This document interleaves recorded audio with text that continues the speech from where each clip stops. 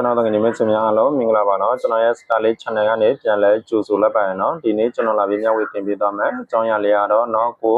တော်ရင်နဲ့ကိုယ့်ရဲ့ photo လို့ကိုကြော်ညာတွေခဏခဏတက်ရင်လည်းဆိုရင်တော့ကိုကဘယ်လိုမျိုးပြန်ပြီးဖြည့်ဆင်းပေးရမလဲဘယ်လိုနည်းနဲ့သွားပြီးလုပ်ပေးရမလဲဆိုတာကတော့ကျွန်တော်ဒီနေ့လာပြီးမျှဝေတင်ပြသွားမှာဖြစ်ပါရနော်နော်ကိုယ့်ရဲ့ focus ကြော်ညာတွေမတက်လောက်အောင်ကိုလှုပ်ထားပေးရမယ်အချက်လေး၃ချက်ကိုကျွန်တော်လာပြီးမျှဝေတင်ပြသွားမှာမလို့ကျွန်တော်ရဲ့ video file လေးကိုအစားနဲ့စုပ်ပြီးကြည့်ပေးကြပါလို့ကျွန်တော်ပြောချင်ပါတယ်နော်ဒီ video file လေးကိုကျွန်တော်နဲ့အတူတွားပြီးကြည့်ကြအောင်နော်ဒီမှာပထမဆုံးကိုယ့်ရဲ့ folder မှာပါလာတဲ့ edit browser လေးကိုတစ်ချက်လာပြီးနှိပ်ဝင်ပေးရမှာဖြစ်ပါတယ်နော်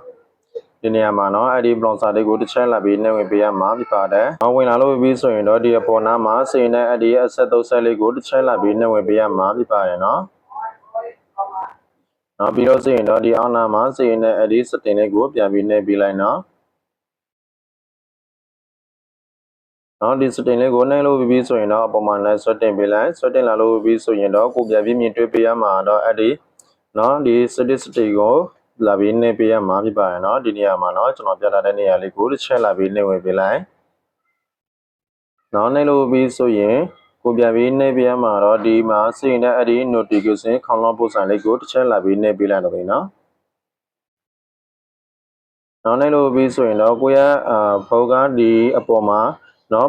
ဒီအပေါ်မှာထားထားခဲ့မဲ့ဆိုရင်တော့အဲ့ဒါကြော်ညာတွေခဏခဏတော့ဝင်တတ်တာဖြစ်ပါတယ်เนาะဒါကြောင့်ကျွန်တော်အခုပြပေးသွားမှာကတော့ဒီအပေါ်မှာစိတ်ခဲ့မဲ့ဆိုရင်ဒီအောက်ကိုလာပြီးထားပေးရမှာဖြစ်ပါတယ်เนาะဒီအောက်နားမှာချက်လာပြီးထားပေးလိုက်เนาะဒီလိုမျိုးเนาะဒီလိုမျိုးထားလို့ပြီးဆိုရင်တော့အဲ့ဒါနံပါတ်1တစ်ချက်ပြီးသွားပါပြီเนาะပြီးတော့ဆိုရင်နံပါတ်2တစ်ချက်တော့ဘယ်နေရာမှာသွားပြီးနှိပ်ပေးရမလဲဆိုတာကတော့ကျွန်တော်ဗီဒီယိုဖိုင်လေးကိုဆက်ပြီးကြည့်ကြရအောင်เนาะဒီမှာတစ်ချက်ပြန်ပြီးထွက်လာပေးလိုက်ထွက်လာလို့ပြီးဆိုရင်တော့အပေါ်မှာနဲ့ဆွဲတင်နောက်ပုံမှန်နဲ့ဆွဲတင်ပေးလိုက်ဆွဲတင်လာလို့ပြီးဆိုရင်ကိုပြန်ပြီးနှိပ်ပေးရမှာတော့ဒီနေရာလေးပဲဖြစ်ပါတယ်ဒီမှာကျွန်တော်ပြထားတဲ့အဲ့ဒီစာလေးတစ်ကြောင်းကိုတစ်ချက်လာပြီးနှိပ်ဝင်ပေးလိုက်နော်နောက်နှိပ်ဝင်လာလို့ပြီးဆိုရင်တော့ကိုယ့်ရဲ့ focus ဒီအပေါ်မှာထားထားခဲ့မယ်ဆိုရင်နော်ဒီအောင်ကနေရာလေးကိုလာပြီးထားပေးရမှာဖြစ်ပါတယ်နော်ဒီနေရာမှာနော်ကျွန်တော်ပြထားတဲ့အဲ့ဒီနေရာလေးကိုတစ်ချက်လာပြီးပြန်ပြီးထားပေးလိုက်နော်ဒီလိုမျိုးနော်ဒီလိုမျိုးထားလို့ပြီးဆိုရင်တော့အဲ့ဒါနံပါတ်2တစ်ချက်ပြီးသွားပါပြီเนาะအဲဒီနံပါတ်3တစ်ချက်ကတော့ဒီမှာကျွန်တော်ပြပေးသွားမှာဖြစ်ပါတယ်ဒီမှာတစ်ချက်ပြန်ပြီးထွက်လာပေးလိုက်ထွက်လာလို့ပြီးဆိုရင်အပေါ်မှာလည်းဆွဲတင်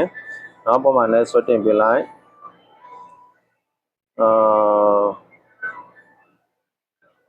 ဒီနေရာမှာเนาะဒီနေရာမှာစရင်တဲ့အဲ့ဒီစာလေးတစ်ကြောင်းကိုပြန်ပြီးနှိပ်ပေးလိုက်တော့ခင်ဗျာဒီမှာကျွန်တော်ပြထားတဲ့နေရာလေးကိုတစ်ချက်လာပြီးနှိပ်ဝင်ပေးလိုက်မယ်နောက်လည်းလို့ပြီးဆိုရင်တော့ကိုယ့်ရဲ့ focus เนาะဒီအပေါ်မှာစိတ်ခက်မဲ့ဆိုရင်တော့ဒီ organ နေရာလေးကိုပြန်ပြီးထားပေးရမှာဖြစ်ပါတယ်เนาะဒီနေရာမှာเนาะဒီနေရာမှာလာပြီးထားပေးရမှာဖြစ်ပါတယ်ဒီမှာတစ်ချက်ပြန်ပြီးထားပေးလိုက်မယ်เนาะဒီလိုမျိုးလာပြီးထားလို့ပြီးဆိုရင်တော့ကိုယ့်ရဲ့ focus လောက်ကြုံမှုပိုပြီးစီးသွားပါပြီเนาะကိုယ့်ရဲ့ focus ကြော်ညာတွေခဏခဏမတက်လာတော့ဘူးပြီးလို့ဆိုရင်ကိုတော့ရတာပိုပြီးအဆင်ပြေလာမှာဖြစ်ပါတယ်ဒီတော့ချက်လေးကိုလာပြီးပိတ်ထားခဲ့မယ်ဆိုရင်တော့ကိုယ့်ရဲ့ focus ကြော်ညာတွေက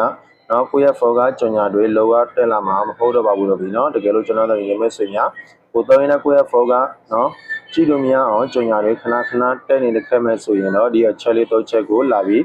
အသုံးပြုပေးကြပါလို့ကျွန်တော်အကြံပေးချင်ပါတယ်เนาะကျွန်တော်ဗီဒီယိုဖိုင်လေးကို message တို့အတွက်အကျိုးစီးပြီးအသုံးဝင်ခဲ့မယ်ဆိုရင်တော့ကျွန်တော်ဗီဒီယိုဖိုင်လေးကို like and share လုပ်ပေးကြပါဦးလို့ကျွန်တော်တောင်းဆိုချင်ပါတယ်ပြီးလို့စီရင်ကျွန်တော် channel လေးကိုလည်း follow လုပ်မလုပ်ရသေးဘူးဆိုရင်လည်း follow လုပ်ပေးကြပါဦးလို့ကျွန်တော်တိုက်တွန်းချင်ပါတယ်เนาะအားလုံးပဲအဆင်ပြေကြပါစေเนาะမသိနားမလဲတာစိတ်ခဲ့မယ်ဆိုရင်ကျွန်တော်ရဲ့ comment အောက်မှာလာပြီး